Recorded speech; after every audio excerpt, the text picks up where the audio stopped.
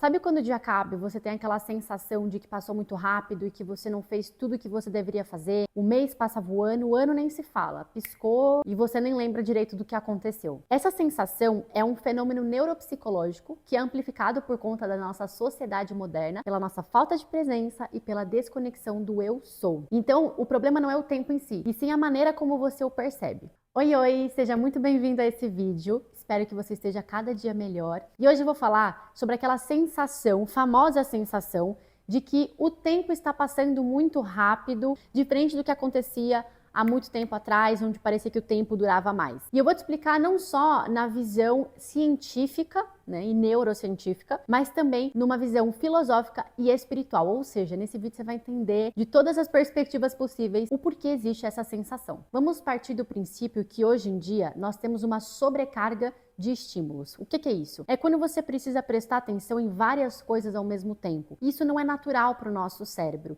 Inclusive gera fadiga mental e um baixo potencial de criatividade. Então não é nada interessante você prestar atenção em várias coisas ao mesmo tempo. Existe uma grande diferença entre atenção dividida e uma atenção sustentada. Eu dividir a minha atenção em várias coisas ao mesmo tempo não é produtividade. Quando eu decido colocar minha atenção em uma tarefa e fazer aquilo bem feito, isso sim é saudável. Então essa ideia que passam de ser multitarefa, altamente disciplinado, consigo fazer várias coisas ao mesmo tempo, alta produtividade é o maior balalá que você pode ouvir. Inclusive não vá por essa linha de raciocínio, porque isso te coloca num lugar automático onde você compra uma ideia que nem funciona na vida real e no final do dia você percebe que você fez tudo, mas ao mesmo tempo não fez nada, porque você não se aprofundou naquilo que você fez. Não adianta você querer fazer tudo ao mesmo tempo achando que você vai chegar mais rápido no seu objetivo. Talvez você até chegue, mas vai estar bem mal feito. E aqui a gente gosta de fazer as coisas de maneira excelente, porque você merece essa excelência de si mesmo. Primeiro eu quero te explicar dentro da visão científica. Existe uma parte no nosso cérebro que se chama hipocampo. O hipocampo ele é responsável pela nossa percepção temporal. Ele organiza as nossas memórias episódicas, que eu vou te explicar o que é, e ele mapeia a ordem, duração e a frequência dos momentos e experiências que nós já vivemos. Então ele é como se fosse um relógio interno. E ele utiliza as células do tempo para realmente organizar em sequências as experiências que você já viveu. Então ele é importante para que nós possamos ter essas memórias a longo prazo e distinguir o que é o passado, do presente e do futuro. E essas memórias episódicas, elas são memórias importantes, são memórias marcantes, muitas das vezes vinda da sua infância também. E ela registra o que, quando e onde essas experiências aconteceram. Então é ela que permite você viajar no tempo. Sabe quando você fecha os seus olhos e volta naquela experiência de muito tempo atrás e você consegue vivenciar ela dentro da sua imaginação? E ela é mediada principalmente pelo hipocampo, que é o que eu já expliquei aqui para vocês.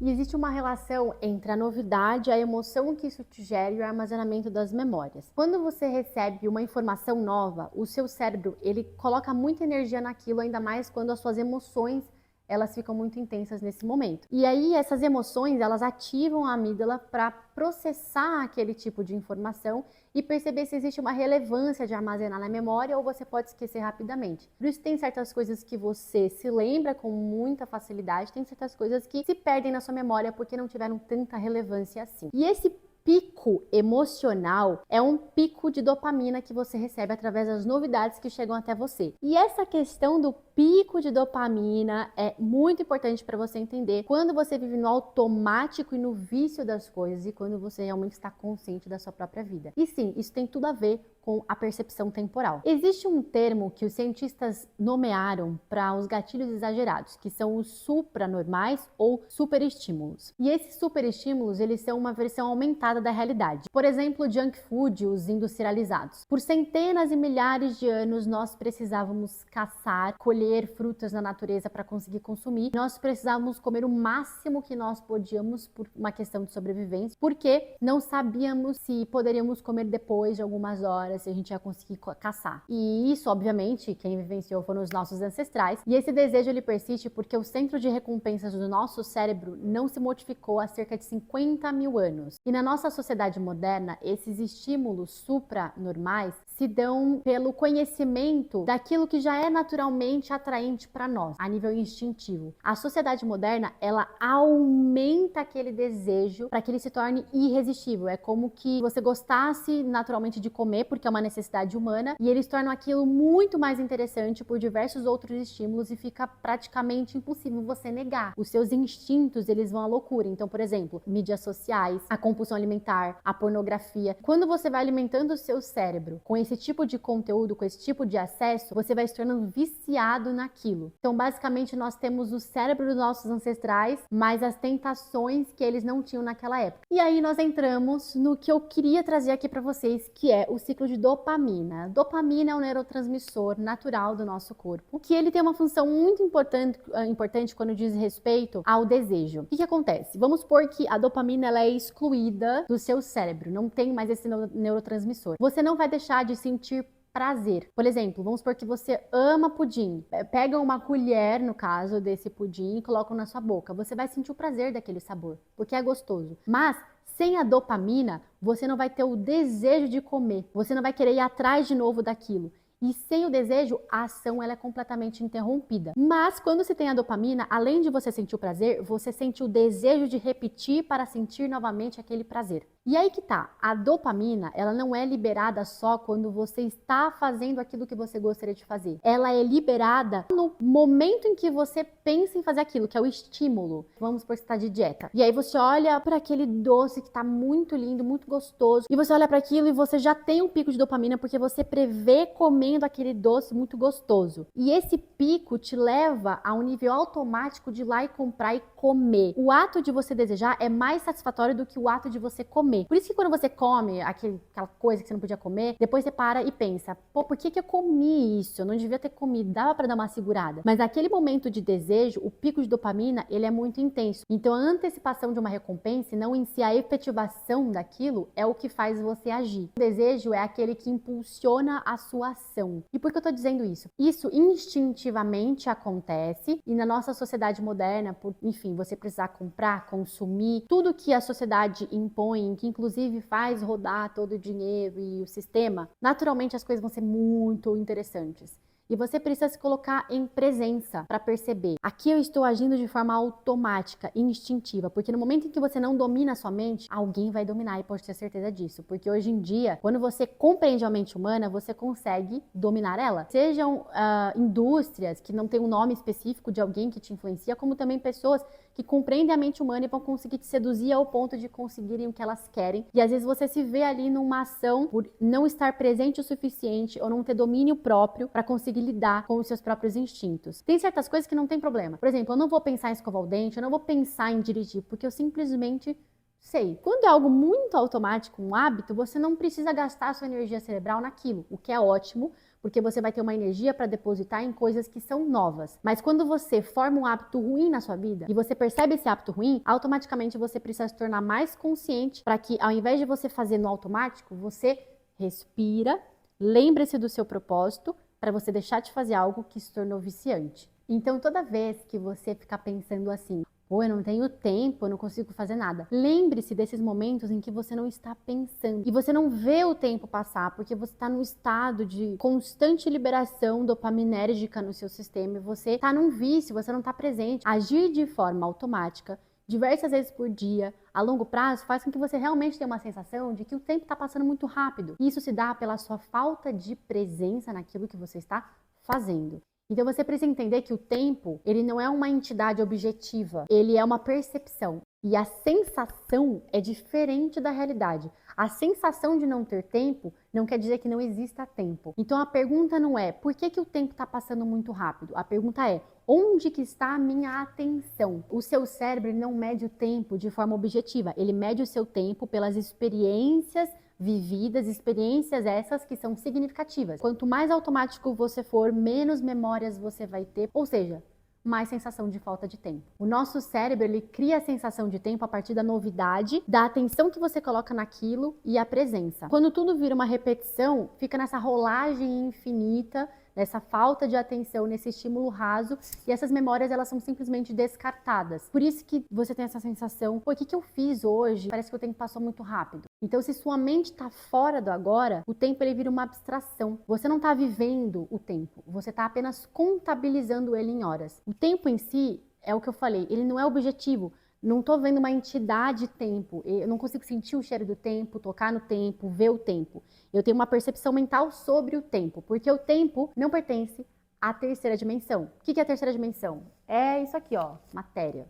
Quarta dimensão está acima da terceira, que é onde o tempo reside. Isso é cientificamente provado por Albert Einstein, que já falou que o tempo ele é relativo e o tempo não pertence à terceira dimensão, ele está na quarta. Então Einstein já dizia que o tempo não era absoluto e hoje a neurociência ela fala que o tempo depende do observador. Então se eu sou a observadora do meu tempo e tudo está muito acelerado é porque eu estou acelerada, é porque eu estou ansiosa, é porque eu estou vivendo no automático. Se você utiliza uma base de tempo e tem um estilo de vida ansioso, corrido, nunca dá tempo de fazer nada, odeio o que eu faço. Então você começa a viver de uma forma que parece que você está correndo de viver. E aí eu quero chegar no ponto tão importante que é o autoconhecimento. Se você não sabe quem você é, o que você quer e a pessoa que você precisa se tornar, os hábitos, a postura que você precisa ter para alcançar o que você quer, de fato, viver hoje vai ser só mais um dia, porque eu não sei quem eu sou, para onde eu tô indo, o que eu preciso fazer, não tenho estratégia de vida. Então você está fazendo algo que você nem sabe o porquê você está fazendo. Você só faz porque você foi domesticado desde criança e conduzido a fazer tal coisa. Se você não tem autoconhecimento, tudo fica raso, fica muito superficial. Você não está vivendo na presença daquilo, com o teu espírito. Você fica meio anestesiado. Quando tem o despertar da consciência, quando a pessoa para e se pergunta,